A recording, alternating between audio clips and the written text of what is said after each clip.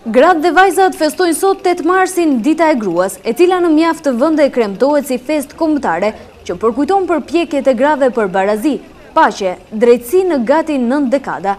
Kjo ditë u kushtohet mbi të gjitha grave të rëndomta, të cilat në saj të vlerave të tyre ndryshuan historinë botërore, grave që për shekuj luftuan për barazinë e gruas në shoqëri.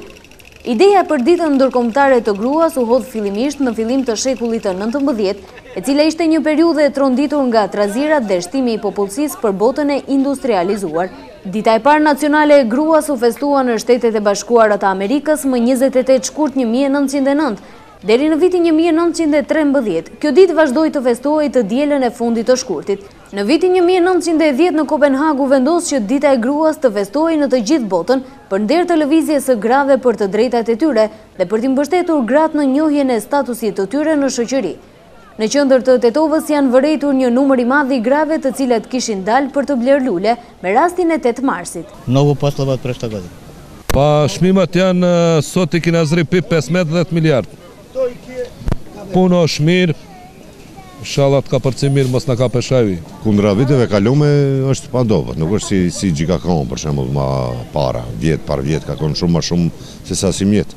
Po qash sa s'ka njëri pare, qashtu është. Ndryshe femrat në Maqedoni janë me numër më të vogël dhe mesatarisht më të moshuara nga meshkujt, por jetojnë më gjatë prej tyre, 4.3 vjet. Pjesëmarrja e femrave në popullsinë e përgjithshme është 49.9, derisa e meshkujve 50.1%. Sipas të dhënave të entit shtetëror për statistik, mosha mesatare e femrave arrin 38.3 vjet, derisa te meshkujt 36.7. Femrat jetojnë 4.3 vjet më gjatë apo mesatarisht 77 vjet, ndërsa meshkujt 72.7 vjet.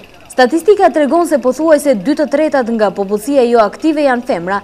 Pjesëmarrja e mësimdhënësve në arsimin fillor rritet edhe në vitin 2011, 66.1% nga kuadri mësimdhënës në arsimin fillor. Pjesëmarrja e femrave mësimdhënëse në arsimin fillor është 58.6%, ndërsa në arsimin e lartë 47.2%.